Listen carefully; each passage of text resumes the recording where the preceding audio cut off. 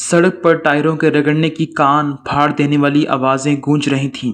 ان میں ایک چمچماتی سیاہ سپورٹس کار ہوا سے باتیں کرتی سب سے آگے تھی، اور وہ گاڑی مہران خان زادہ کی تھی۔ یہ ریس ایک سروس روڈ پر رکھی گئی تھی، کسی کی جان کو بھی نقصان ہو سکتا تھا، پر یہ ریس ان امیر زادوں نے رکھی تھی جن کے آگے قانون سر جھکاتا تھا۔ ان میں سے ایک امیر زادہ مہران خان زادہ تھا، شفاف، خود پسند، مغرور اور ظالم، جس نے کالے رنگ کی ڈیزائنر شرٹ کے بازو کینیوں تک موڑے رکھے تھے، اسٹیئرنگ پر گرفت مضبوط کیے نظریں سڑک پر جمائی تھی۔ سامنے آنے والی ہر گاڑی کے سائیڈ سے مہارت سے گزرتا، وہ ریس جیتنے کے بالکل قریب تھا۔ ہمیشہ کی طرح کامیابی کو اپنا مقدر دیکھتے اس کے ہونٹ بے ساختہ مسکرائے، پر اچانک ایک چھوٹی سی گاڑی موڑ کاٹ کر سامنے آئی۔ مہران کی نظریں اچانک ارتداد پر گڑبڑائیں۔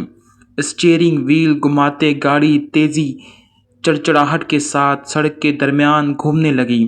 اس نے پوری قوت سے بریک پر پاؤں رکھا تاکہ خود کو اور مقابل گاڑی کو بچا سکے۔ ٹائروں نے سڑک پر کالے نشان چھوڑے تھے، لیکن ان سب کے باوجود اس کی گاڑی کا کونا اس چھوٹی سی گاڑی سے ٹکرایا تھا۔ اسپورٹس کار کی ہیڈ لائٹ ہلکی سی ٹوٹی تھی، لیکن اس چھوٹی سی گاڑی کی ہیڈ لائٹ کڑاکے کی آواز کے ساتھ کرچی کرچی ہو کر سڑک پر بکھرتی تھی، اور اس کے دروازے پر گہرا ڈنٹ پڑا تھا۔ 2 لمحے کے لیے اندر بیٹھے مسافروں کو موت آنکھوں کے سامنے ناچتی نظر آئی تھی۔ سڑک پر موجود باقی گاڑیاں پر رک تو گئی تھیں۔ سڑک پر اچانک موت سا سناٹا چھا گیا۔ فاطمہ، تم ٹھیک ہو؟ ہوش سنبھالتے گاڑی کے اندر بیٹھے نوجوان نے اپنی چھوٹی بہن سے پوچھا تھا، جو اس کے برابر فرنٹ سیٹ پر بیٹھی تھی۔ زوردار جھٹکے کے باعث سردیش بورڈ پر لگتا ہلکا سا زخمی ہوا تھا، اور نقاب چہرے سے اتر گیا تھا۔ مہم، میں ٹھیک ہوں۔ بھائی، آپ ٹھیک ہیں؟ وہ گھبرا کر کانپتے ہاتھوں سے اپنے بڑے بھائی کو چھو کر تسلی کرنے لگی، جبکہ فاطمہ کو سلامت دیکھ کر اس کا بھائی غصے سے گاڑی کا دروازہ کھولتے گاڑی سے باہر نکلا۔ تم گاڑی سے باہر مت نکلنا فاطمہ، اس کے بھائی نے سختی سے تاکید کی۔ فاطمہ گھبراہٹ سے پہلو بدلنے لگیں۔ ریس کی باقی گاڑیاں سائیں سائیں کرتی مہران کے قریب سے گزر چکی۔ وہ ریس ہار چکا تھا۔ مہران نے اسٹیئرنگ وہیل پر پکڑ انتہائی سخت کرتے سر زور سے سیٹ کی پشت پر دبایا۔ زندگی میں پہلی بار وہ ہارا تھا۔ غصے سے بازو کی رگڑیں ابھرنے لگی تھیں جب اچانک کسی نے زور سے گاڑی کے دروازے پر ٹانگ ماری۔ مہران نے ضبط سے آنکھیں کھولتے سیاہ شیشوں کے باہر نظر آتے اس عام سے لڑکے کو دیکھا، جو ماتھے پر بل ڈالے لگاتار گاڑی پر لات مارتا چلا جا رہا تھا۔ باہر نکل، اپنے باپ کی سڑک سمجھی ہے کیا؟ اگر ابھی کوئی جان لیوا حادثہ ہو جاتا، گاڑی سے باہر نکلو۔ وہ شخص چلا رہا تھا۔ مہران نے سختی سے اپنا ماتھا رگڑا۔ اس کے اندر بہت بڑا عیب تھا، وہ غصے کا بہت زیادہ تیز تھا۔ یہی وجہ تھی کہ آج تک اس کی اپنے خاندان میں بھی کسی سے نہیں بنی تھی۔ وہ کسی کا لحاظ نہیں کرتا تھا، چاہے بڑا ہو یا چھوٹا۔ بات بات پر مارنے یا مرنے پر اتر آنا اس کی باغی نیچر تھی، جس سے سب ہی خائف رہتے تھے۔ نکل رہے ہو یا پولیس کو بلاؤں؟ ابھی تو چھتر پڑیں گے تو عقل ٹھکانے لگ جائے گی، غصے سے کہتے اس نوجوان نے فون نکالتے کان سے لگایا تھا۔ جب مہران کا ضبط جواب دینے لگا، پہلے ہار اور پھر اس آدمی کا اکڑنا اور دھمکی دینا۔ پیسنجر سیٹ کی جانب جھکتے اس نے اپنی پسٹل اٹھائی، بازو کو زوردار جھٹکا دیا اور گاڑی کا دروازہ کھولتا باہر نکلا۔ باہر نکلتے ہی اس نے بنا کسی آسرے کے نوجوان کو زوردار تھپڑ مارا تھا۔ وہ آدمی لڑکھڑا کر پیچھے ہوا۔ اس کی 6 فٹ لمبی قد آور شخصیت، غصے سے تپی ہوئی رنگت اور رعب دار چال دیکھ کر وہ مقابل خوف سے وہیں منجمد ہو گیا۔ میران کی ٹھنڈی شفاف آنکھیں اس پر گڑی تھیں۔ بہت اونچی آواز ہے تمہاری۔ میران کا لہجہ دہاڑنے جیسا تھا۔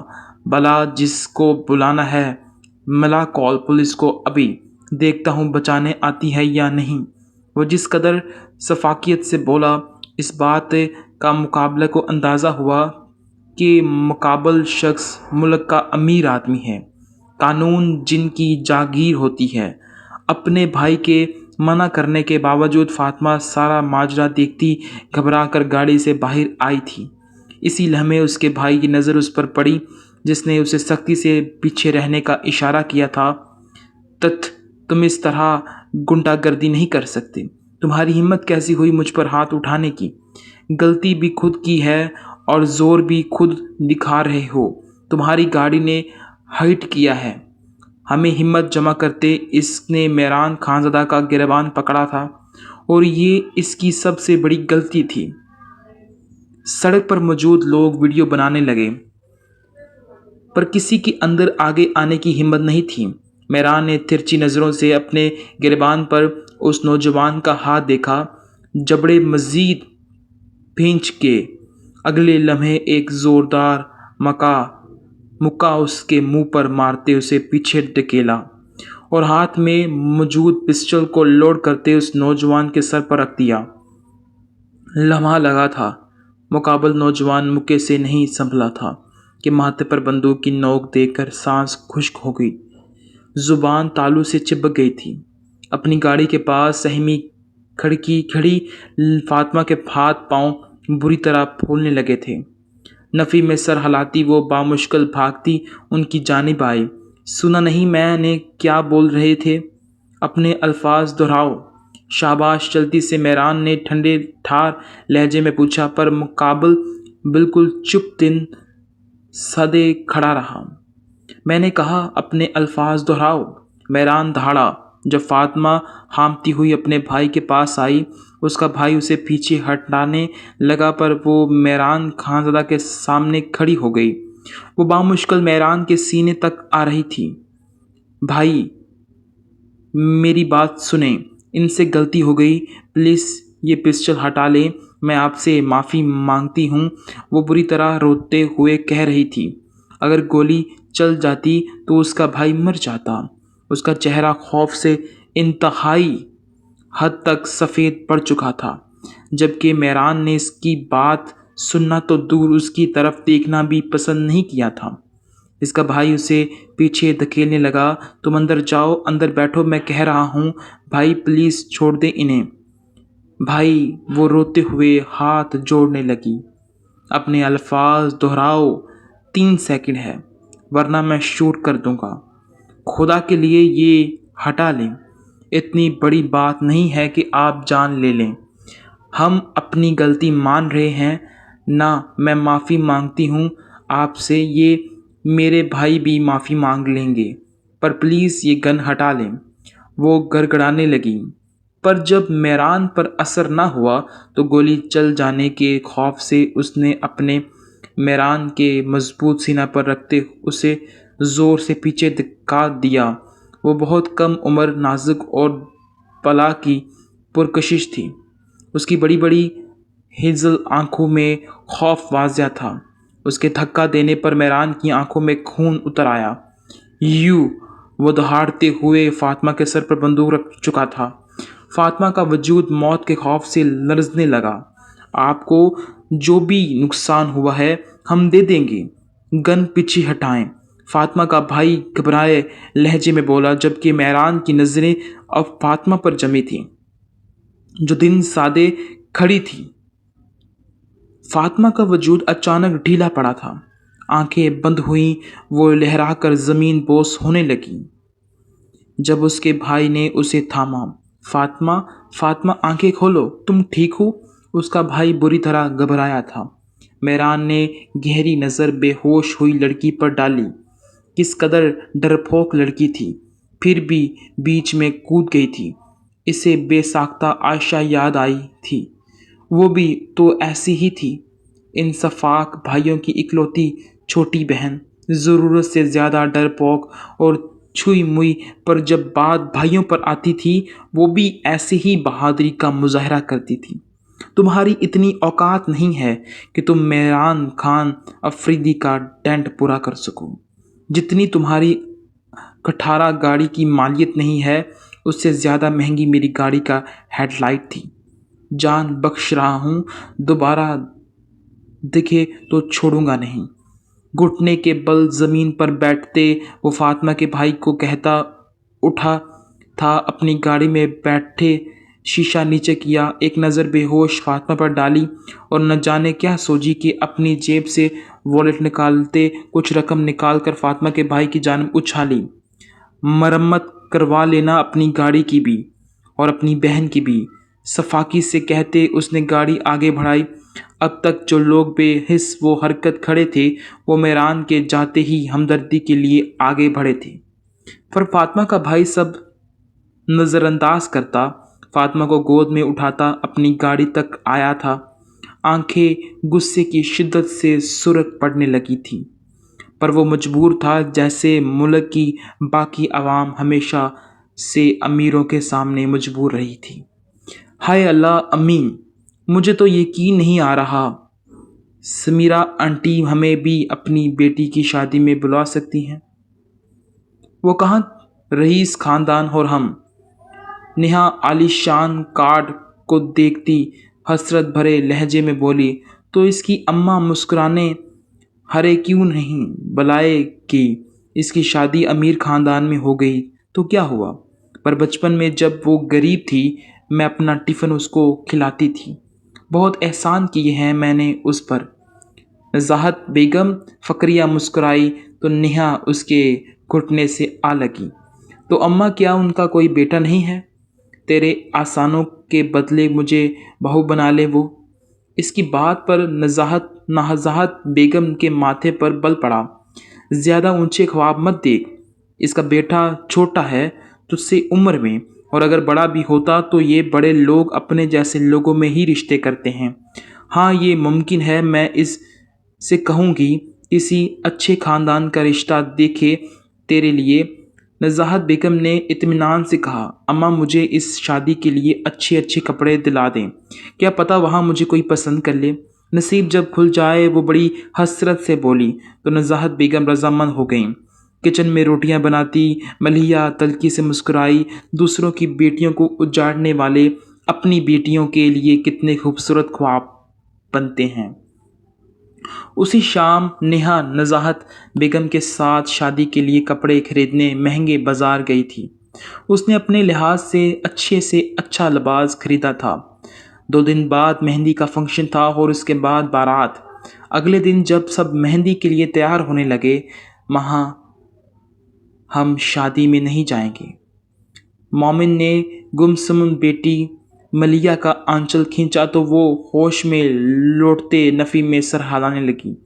यूं उसने अपनी टूटी फूटी ज़ुबान में पूछा, बहुत दूर है ना शादी, इसलिए हम नहीं जा सकते। मलिया ने मुस्कुराकर टालना चाहा। तो क्या हुआ, फूफो कह रही थी वहाँ आइसक्रीम होगी और बूटी भी अपने बोटी भी। अपने बेटे की बात पर महलिया को अपना कलेजा कटता हुआ महसूस हुआ। उसे नहीं याद पड़ता था कि आखिरी बार उनके घर में मुर्ग जब पका था। अगर किसी मुर्ग खाने का दिल करता तो वो बाहर जाकर खा लेता या बाहर से मंगवा कर अपने कमरे में। वो तो गैर ही थी, पर मोमिन उसके ससुराल का ही खून था। पर मोमिन की हसरतों पर उसकी सास उसे बच्चे की तरबियत के ताने देती थी कि नदीदा है, नीयत ख़राब है। मामा, मोमिन भी शादी में जाएगा? वो बज़िद हुआ था। मोमिन सिद्ध में नहीं करते ना, मामा नाराज़ हो जाएगी। मलिया ने पिचकारा। मोमिन अब आपसे नाराज़ हो गया है मामा, मोमिन भी जाएगा। ये कहता मोमिन रोता हुआ अपनी पुप्पो के कमरे में भागा था। मलिया के बाद उस घर में वाहिद नेहा थी जो कभी कभी उस मासूम पर रहम खाकर मोहब्बत कर लेती थी, और आज भी कुछ ऐसा ही हुआ था। वो बहुत खुश थी इस उम्मीद पर कि कोई अमीर ज़्यादा उसे भी आज टकरा जाएगा। इसलिए मोमिन के साथ चलने की ज़िद पर गुस्सा करने की बजाय उसने अपनी माँ को इस बात पर राज़ी कर लिया था कि वो मोमिन और मलिया को भी साथ ले ली जाए। अम्मा, तुम 5,000 का लिफाफा दे रही हो, खाना पीना तो वसूल करेंगे ना? अच्छा है, मोमिन भी अच्छी चीज़ें खा लेगा। 5,000 वसूल करने की बात पर नज़ाहत बेगम रजामंद हो गई थी। पहले देखो इस नवाबज़दा के पास कोई दुनका सूट के पहनने को या नहीं। नज़ाहत बेगम ने नकूत से कहा। नेहा के कहने पर इसने शादी से पहले का एक गहरे जामनी रंग का सादा सा काटन का फ़राक निकाला था। इसकी जिसामत में ज़्यादा फ़र्क नहीं आया था। ये मेकअप पकड़ो, अच्छे से करना ताकि चेहरे पर चोट के निशान नज़र न आए। नेहा ने बेस थमाते उसकी गर्दन की जानिब इशारा किया था, जहाँ हल्का सा नील का निशान था। वो बहुत सादा सा तैयार हुई थी। बालों को सादा सी चोटी में समेटकर एक कंधे पर डाल लिया था। आंखों में काजल और हल्की लिपस्टिक, सिर्फ इतना मेकअप काफ़ी था उसके हुस्न को निखारने के लिए। पर आंखों में अज़ली अज़ियत और उदासी थी जो उसकी शख्सियत पर डेरा कर चुकी थी। नेहा के कहने पर उसके घर वालों ने हाल जाने के लिए गाड़ी बुक करवाई थी। नज़ाहत बेगम भी साड़ी में निक्सक से तैयार हुई थी। अलबत्ता सामन हमेशा की तरह दोस्तों के साथ गायब था। वो लोग हाल पहुंचे तो नेहा की आंखें बाहर को उबलने लगीं। अम्मा अम्मा, ये शादी हाल है या महल? आंखें तो नज़ाहत बेगम की भी खुल रह गई थी। हाय नेहा, मुझे तो अब डर सा लग रहा है, न जाने कितने अमीर अमीर लोगों को अंदर और हम। नज़ाहत बेगम घबराहट से बोली। चुप करो अम्मा, ऐसे बर्ताव करो जैसे ये हाल हमारे लिए मामूली सा है। हम ऐसी शादियों में आते रहते हैं। नेहा के कहने पर वो लोग गाड़ी से बाहर निकले। तमीज़ में रहना, यहाँ अपनी गुर्बत मत दिखाना और अपने बेटे को भी समझा देना कि ज़्यादा नदीदापन ना करे। लोग क्या समझेंगे कि खाना नहीं मिलता तुम लोगों को। नज़ाहत बेगम ने हाल के अंदर घुसते सख्ती से तलकीन की तो वो असबात में सर हिलाकर रह गई।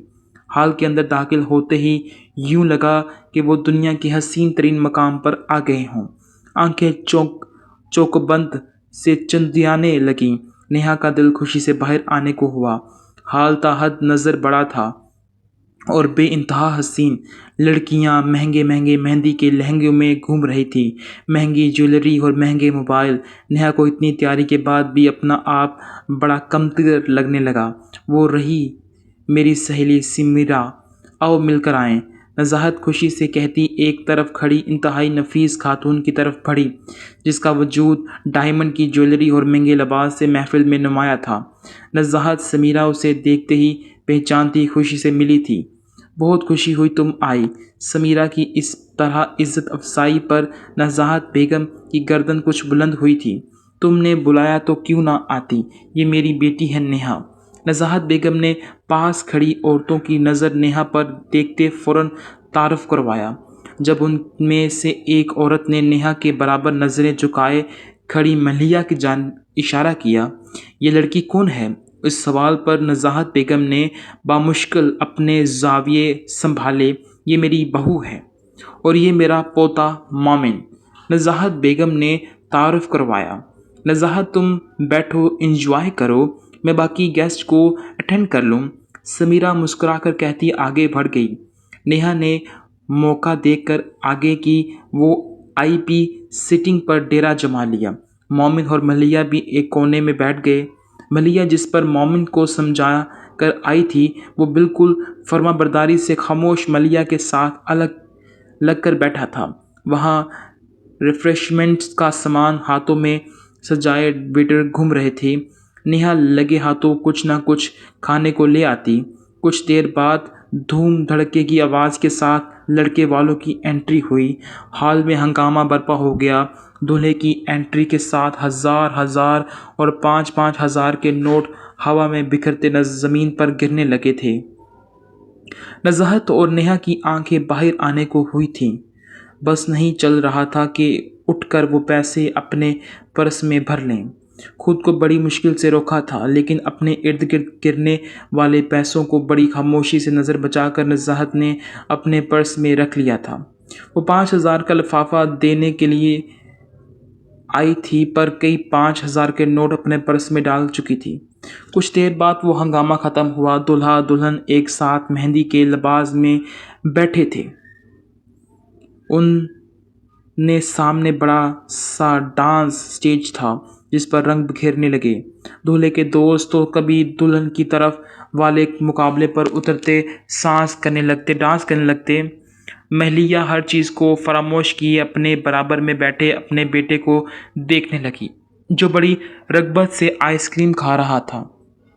اسے اپنا یہاں آنا وصول ہوتا محسوس ہوا، پر کچھ ہی دیر بعد اپنے اوپر نظروں کی تپش محسوس ہونے لگی۔ نگاہ اٹھ کر نزاہت بیگم اور نیہا کی طرف دیکھا تو وہ ڈانس دیکھنے میں مگن تھی۔ اس نے ارد گرد نظریں دوڑائی، پر کوئی نظر نہ آیا تو اپنا وہم سمجھتے سر جھٹک دیا۔ بھلا اس عالیشان محفل میں اس کے حقیر ملے کو کون ہی دیکھ سکتا ہے؟ مہلیہ کو کون ہی دیکھ سکتا ہے؟ کہاں گم ہو؟ مجھے معلوم تھا تم ایسی محفلوں کے عادی نہیں، بور ہو جاؤ گے۔ عاشر نے کبیر کے کندھے پر ہاتھ رکھتا اس کے برابر بیٹھا، پر کبیر نے کوئی رد عمل نہ دیا۔